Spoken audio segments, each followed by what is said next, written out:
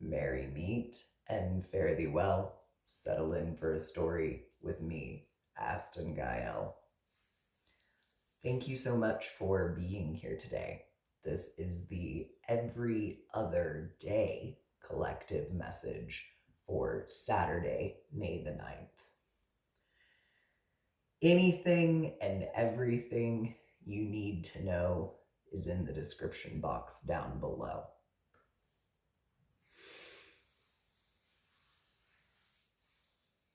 If you are enjoying these collective messages, be sure to give the channel a subscribe and like the video. We are reading through What There Is to Love About a Man. This is a form of divination known as bibliomancy.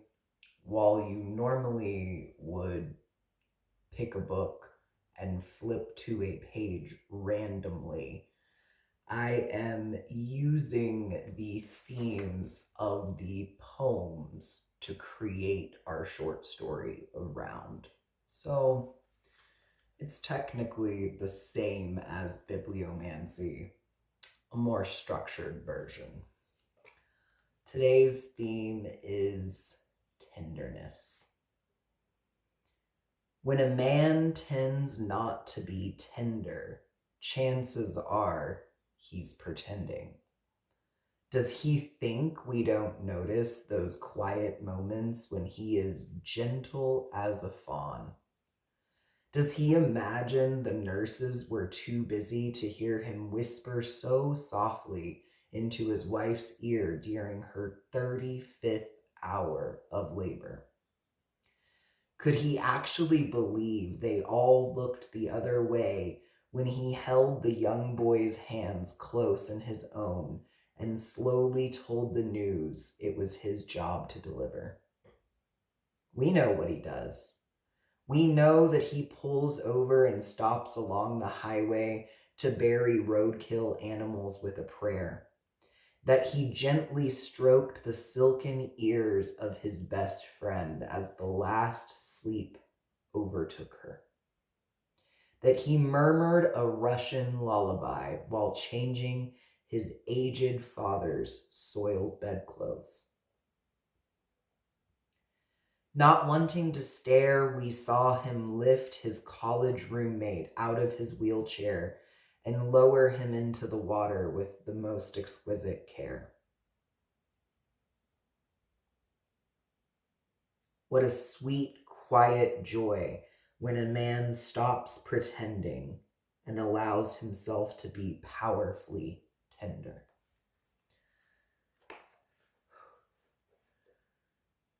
Oh, got me a little emotional, actually. That's rare.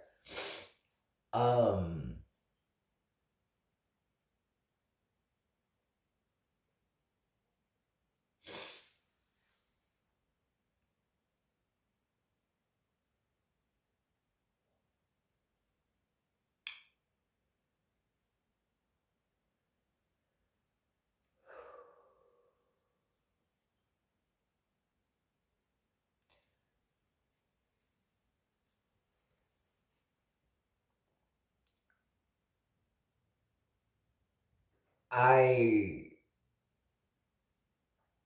am the happiest that I've ever been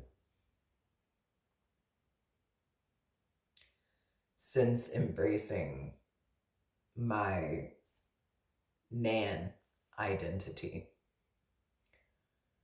And yet I am met with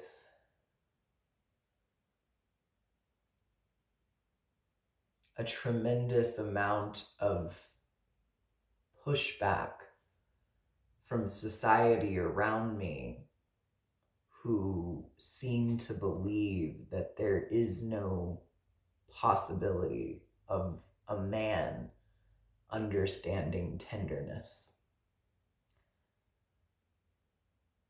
That we are violent beings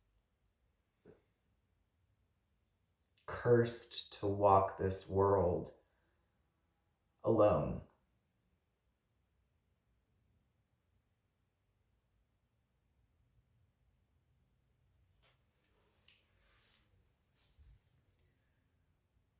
This body will be 37 years old in 15 days.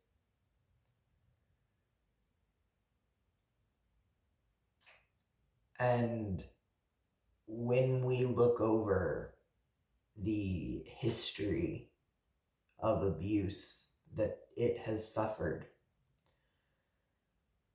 it's hard to tell which gender perpetrated the most abuse.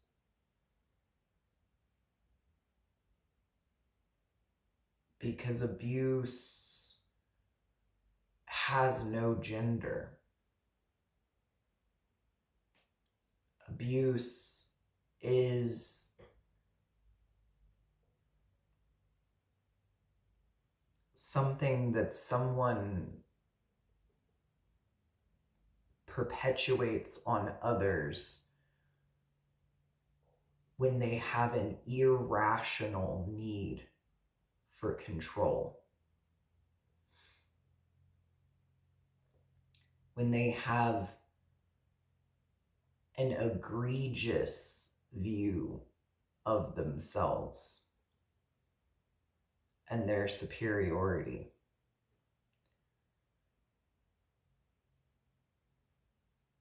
And tenderness is not exclusive to female-bodied people, and certainly not female-bodied people who call themselves mothers.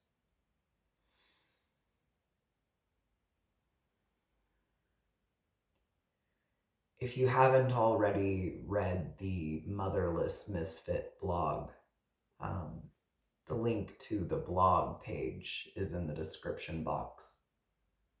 And I recommend going and reading it if you have experienced a lack of tenderness from the women in your life.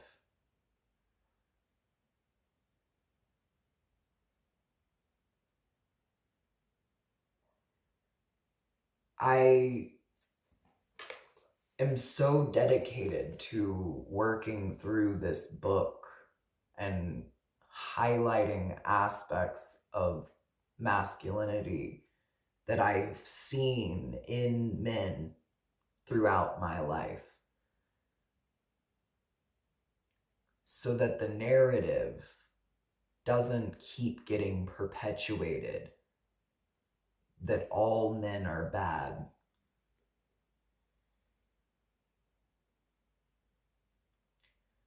Because on the days that I doubt myself, being met with that message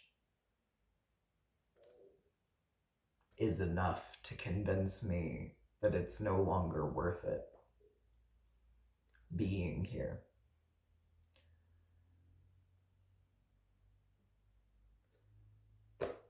Anyways, that's an aside. That's an aside. You can take it or leave it.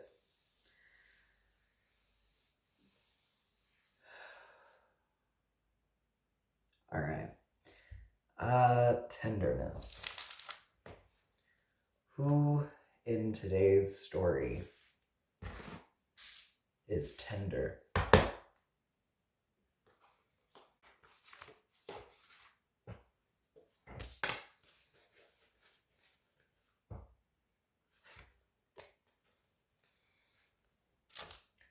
All right. So, the cat lady in the reverse, strength in the reverse. Tenderness, or someone who is tender, isn't a weak individual, but they know the power of vulnerability. In fact, I would venture to say that there is a soft and quiet strength about a person who is vulnerable, who is tender.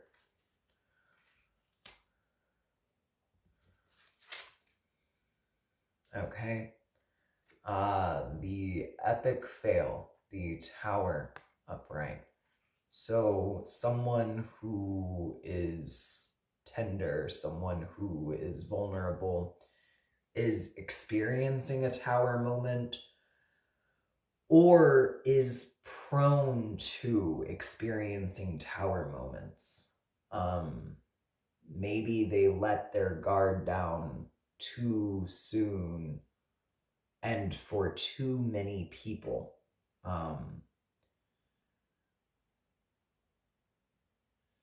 They like to build up walls with people that they see as safe to be soft with.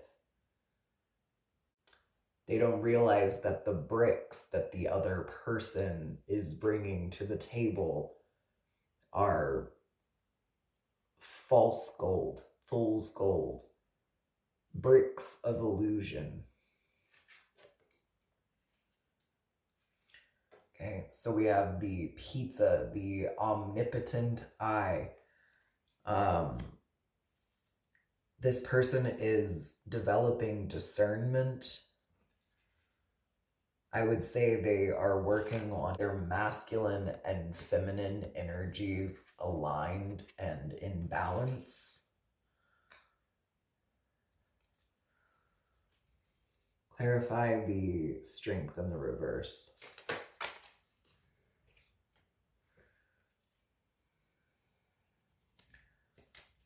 Page of Cups, King of Swords,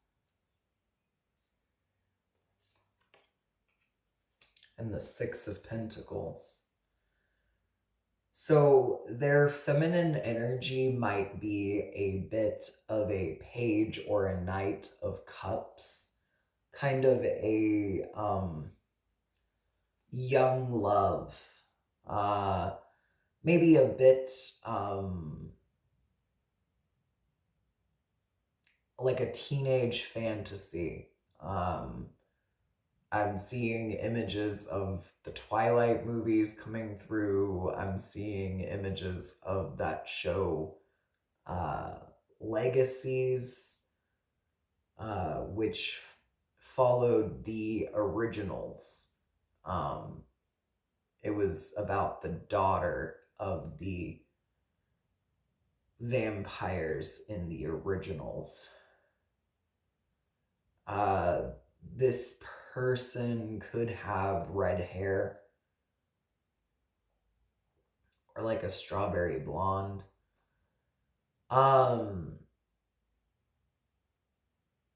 Okay, so they're learning how to balance very specifically the abundance of their masculine and their feminine energies. How do I put that kind of Page of Cups, Knight of Cups, whimsy and fantasy into action through my words? Their masculine energy is a King of Swords, a very well-spoken individual.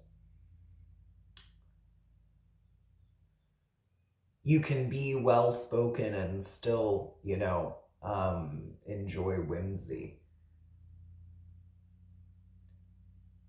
Okay. Something about mangoes is important. I don't know. Maybe this person just likes to eat mangoes, but okay. The epic fail. Tell me more about the tower.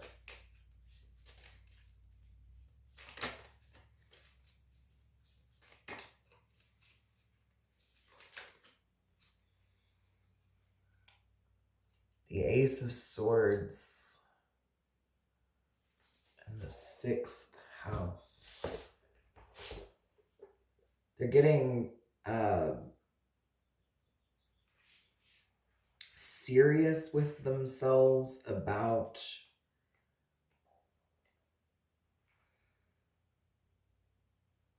their lifestyle and their health.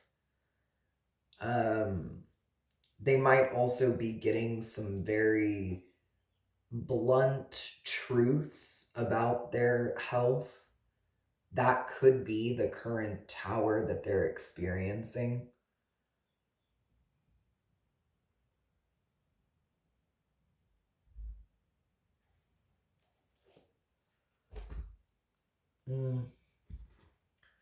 Clarify the 6th house for me.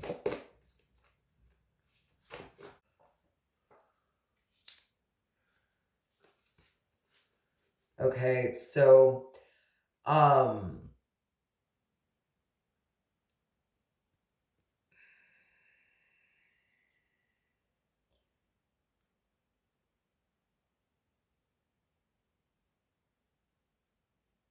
they're getting serious about their anxiety. What is causing it? What's the root of this anxiety? And it might be a relationship. It might be a person.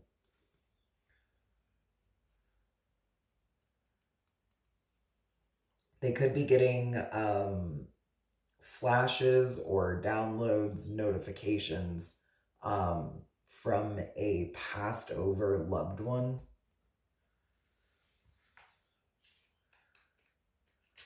Okay, tell me about the all-seeing eye, which this is also about balancing that masculine and feminine energy. So tell me more about that.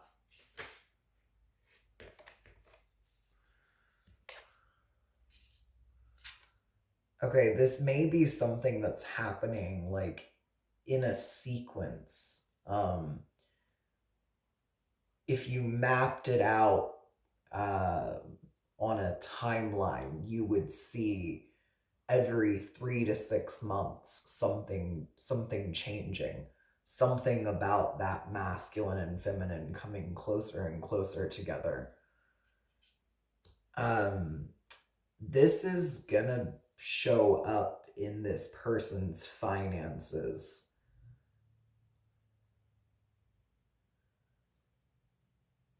Very self-sufficient, very abundant. So long as they keep taking action on that sequence, the messages from the passed over loved one, if they keep hearing what they need to hear, which means they have to be listening, and they keep taking the action when appropriate, they will see an increase in their finances. Yeah. Final messages.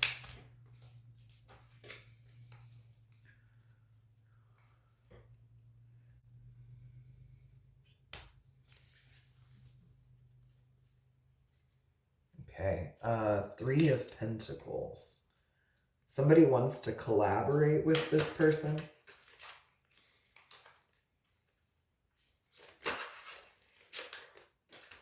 One or two people.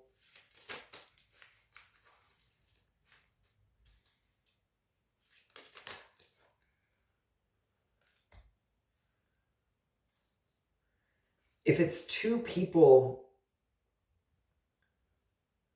it might come across like the work would be unbalanced then.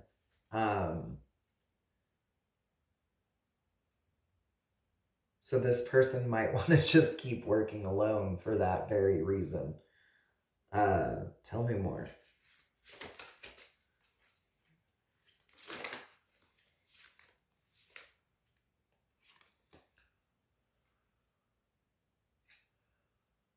Yeah, again, a collaboration would throw things out of whack, would throw things off balance. So if you are this vulnerable person that's getting very serious about your lifestyle, your health, your anxiety specifically, don't be fooled by people coming forward, because they're not going to help reduce your anxiety. They might actually contribute to your anxiety.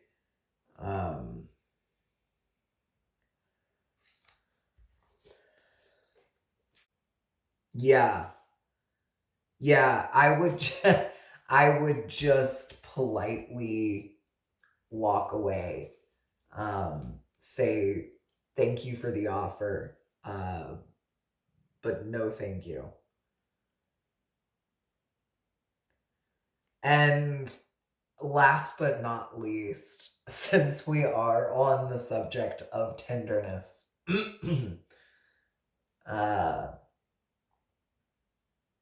with a little love and some tenderness, we'll walk above the water, we'll rise above the mess, with a little peace and some harmony. We'll take a walk together, take me by the hand. I got a hand for you. I wanna run with you. Yesterday, I saw you standing there. Your head was down, your eyes were red. All right, that's all I've got for you.